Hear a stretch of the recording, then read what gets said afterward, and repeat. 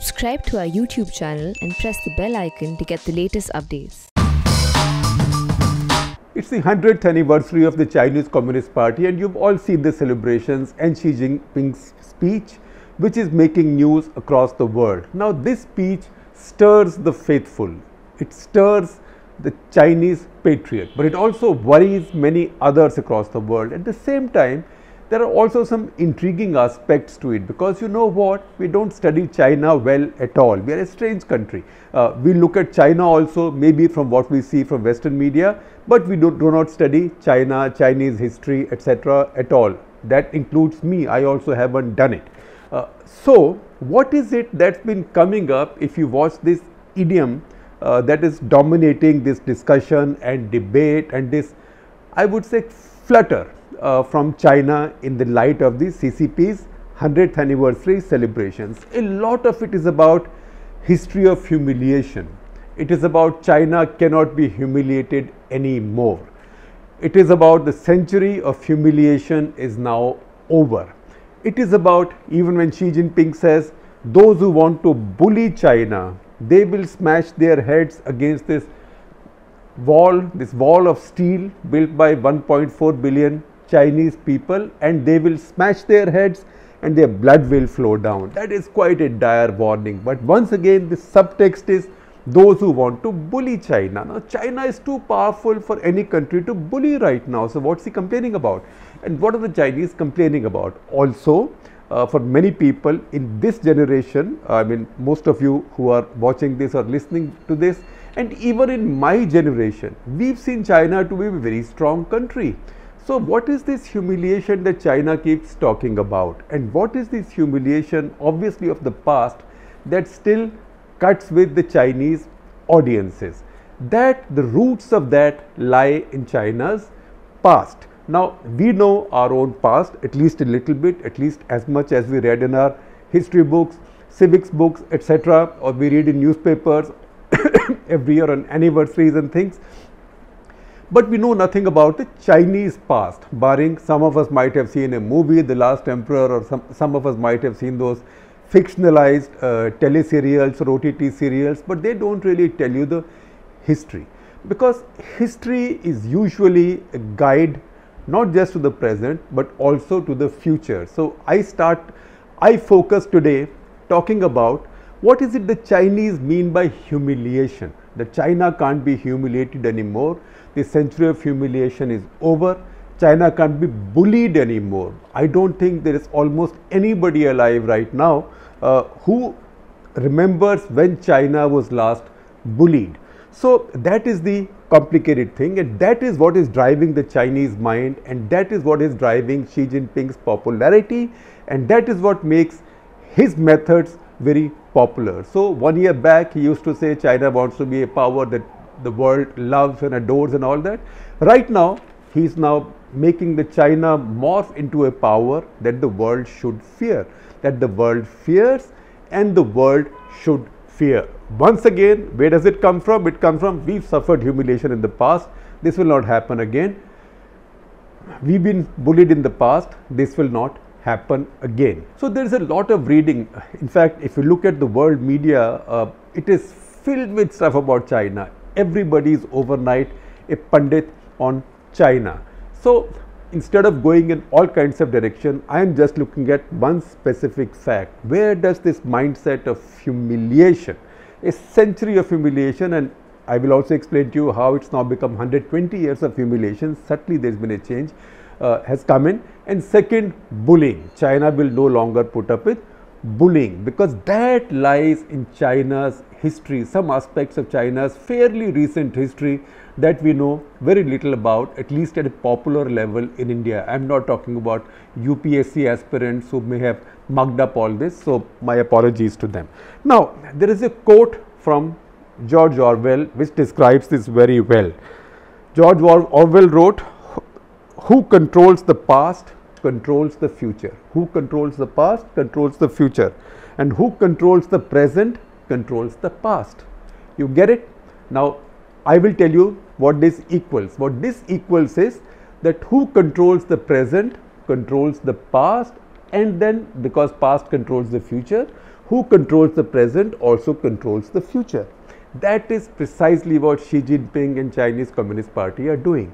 They are, through their own process of a massive party-driven, party machinery-driven education of their masses, education, re-education, re-education, revision, everything of their masses, are teaching them one version of the past, or reminding them of that version of the past. Even if it's the most accurate version, they are reminding them of it all the time, and their masses are buying it by and large. And then they are using that memory of the past, which is now being refreshed, to design, justify and sell and get support for their policies for the future. So this is George Orwell plus. That is what's happening in China right now. Now the Chinese have been talking about a century of humiliation, right? So century of humiliation, you can say, all right, after the Qing dynasty went down and there was lots of other commotion in China, and then the Japanese came in and there was colonization and the massacres and Shanghai and Manchuria. So a century of humiliation works, you can understand. But it's been a long time. China in 1949, People's Republic came into being, Communist Party took over. Since then it's been up and up, and it's been a superpower. Even after the Second World War, China was seen as one of the victors of that war. It so happened that initially that permanent membership of P5 went to Taiwan. Later it came to China, much later, when the American-Chinese thought took place. But let's not go there. Now, what is this 120-year thing?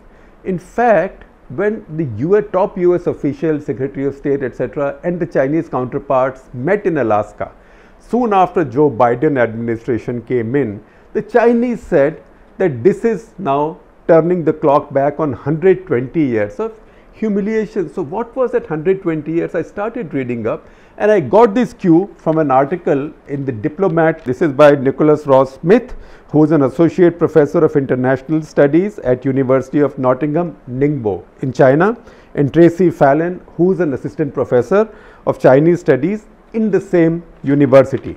In fact, they are the ones who also quoted Orwell in that article. Now, and drawn their theories. Now, they tell you that 120 years back, and they remind us, that is when the Chinese had the Boxer Rebellion. And I will tell you about the Boxer Rebellion briefly. You've all read references to this often, but Boxer Rebellion is something that happened, say, in 1901, in the summer of 1901. That is when a lot of the young Chinese, particularly those who were trained in martial arts, the Western world called them Chinese boxing. Martial arts was called Chinese boxing. So they got together and they led this revolt against foreigners and against Chinese Christians, against Christianity. Because before that, in the 19th century, there had been 2 opium wars, after which the West had come to control China very strongly. What were the opium wars? Opium wars was classical, the worst of classical colonialism, kind of colonialism, probably some of the worst hit African countries have had. So China and India also were not spared, and sometimes one colony was also used against the other. So the British forced Indians to grow a lot of opium. That opium was then exported to China. That export, the British made a lot of money. British with their Western allies, they made a lot of money. So Indians grew opium, it was fed to the Chinese. Chinese society was becoming slow and lazy and decrepit. The rulers of China did not like it, but the Chinese Qing dynasty was getting weaker, exactly as the Mughal dynasty was getting weaker by the time the East India Company really grew their business. They came when Jahangir was around. That was very early, but we know what happened after Jahangir, and particularly after Aurangzeb's depredations and his wasting so much of his state's resources on these completely pointless wars, and then succession struggles. The Mughal dynasty declined, and that is when the power of the British rose in India. Something similar happened in China also, uncannily around the same time in the 19th century. So a revolt blew up against this, anger grew against this, just like 1857 in India. And these people who were called Boxers, they got together and they began attacking what they saw as foreign interests, which means foreigners, foreign elites who were controlling a lot of levers of power, and also Christians, because they saw Christian evangelism as a threat to their culture and their nationalism. At one point, they laid siege to Beijing. They laid siege to Beijing, and then a lot of the foreigners and Christians, they took refuge in what was called as a legation quarter. That's like a foreigner's quarter, an elite foreigner's quarter. So they took refuge there. Boxers laid siege around that for 55 days, thinking that nobody will be able to dislodge them. And that is where a whole bunch of countries put together their forces. 8 countries said, we are now arranging an invasion force to free up these people and to defeat the Boxers.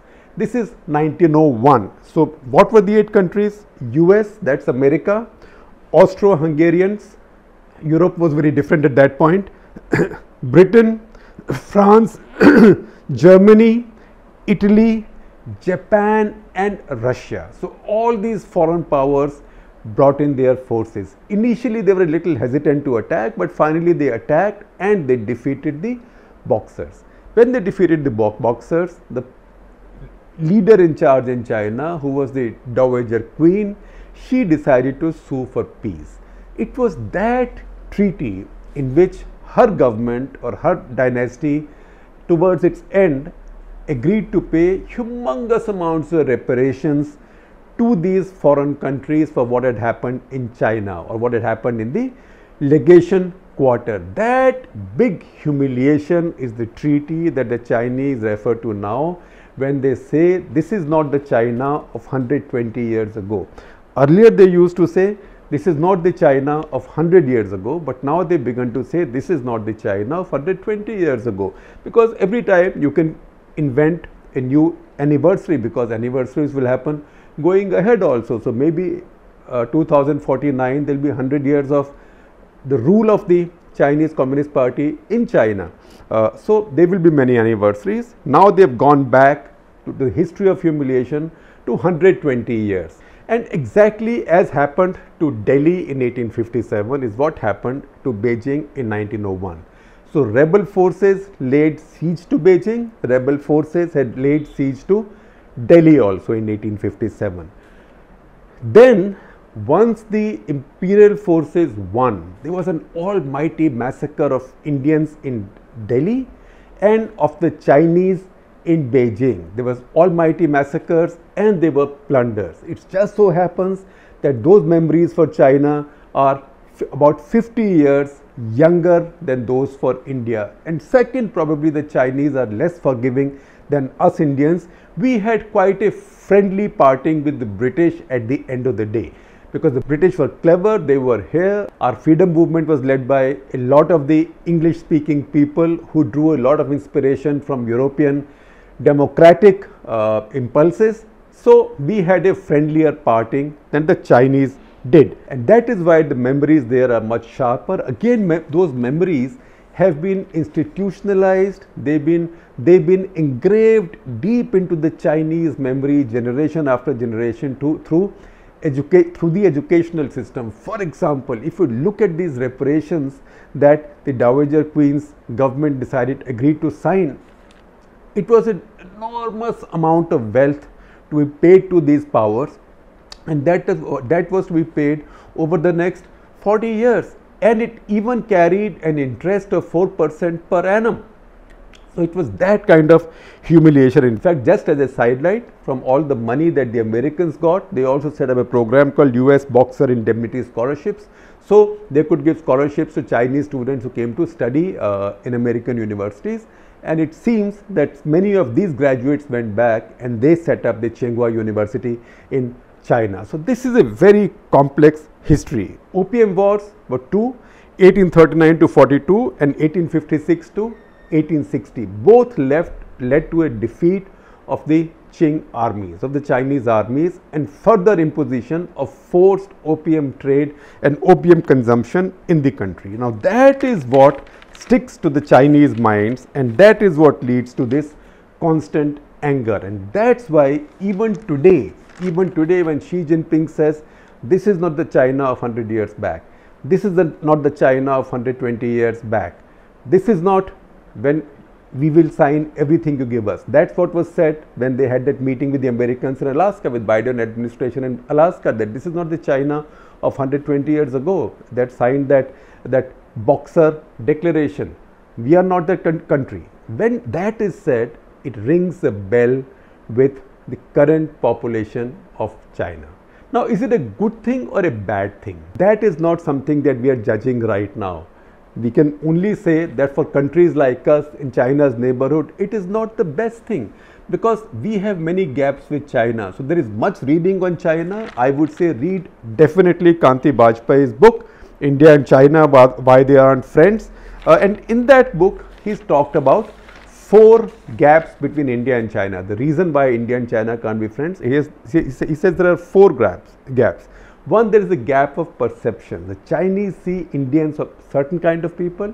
We Indians see Chinese of another kind of people. None of us sees the other with a great deal of cultural respect. There isn't that much in common as well between us culturally. Second, territorially, the Chinese think that they inherited their territory or their idea of their territorial boundaries from their most successful dynasties of medieval times. We in India don't go that far, but we think officially, if you look at our official map, we think that the boundaries we inherited from the British are our boundaries and we have the right to those. That includes Aksai Chin, etc., etc. The Chinese, on the other hand, will see that as Britain was an imperial power, they were dominating us, they were making us sign humiliating deals and treaties, and it was in that process that drew these lines on the map, so those claims are illegitimate. India thinks that no, whatever the British left us was legitimate at that point. These are treaties, whether it's McMahon Line or any other agreement, these are treaties between nations and these should be honored. So that becomes a big difference of territorial perceptions. What is my territory? What is my territory? Third is strategic partnerships. Now, India has its own strategic partnerships. India's partnership was with Soviet Union, where Soviet Union and China were at odds with each other. Today, it's with America, Australia, Japan. It's the Quad now, but more with America. That runs contrary to China's interests. So again, strategic partnerships, and China's strongest strategic partner in the world is Pakistan. Russia is also its partner, but Putin plays his game very shrewdly. Putin does not sell all his Sukhois and S-400s only to one country. He distributes his favors and he balances. But Pakistan, that is of critical importance for India. So both countries have contradictory alliances or partnerships, but most importantly, there is an asymmetry of power. China today is about 5.5 times the size of India's economy, and even if India grows a bit faster than China, Kanti Bajpayee told us in his off the cuff with me, I will share a link with you. Please watch that with me and Adil Brar, who's a China domain specialist. He says that even if China grows a % lower than you, then today China is say $12 trillion bigger than you. By 2013, it will probably be 15, 16, 17 trillion dollars bigger than you. So that gap is increasing, because even if India grows at 10% and China grows at 6%, remember the Chinese base is much, much higher. So 6% of a 15 trillion economy, China's economy is much higher than even 10% of India's $3 trillion economy if it were to grow at that rate. And that is the differential right now, economically, militarily, and also politically. And that is the reason the Chinese now think, and that is something they are trying with everybody else. They think that they can set all these borders and bring them back into the image that they have of their nation at its peak. They see it as correcting wrongs of the past, They see it as repairing humiliations of the past, or for all their neighbors, it's a big nuisance. So in today's globalized world that follows many globalized rules, norms, has the United Nations, respect for sovereign states, no country now harks back 200 years and says these used to be my borders then and I want them back right now. If you lose some territory in the process, it's your problem. Blame your ancestors who took it from us, and if you try to stop me, then we'll smash your heads and blood will flow.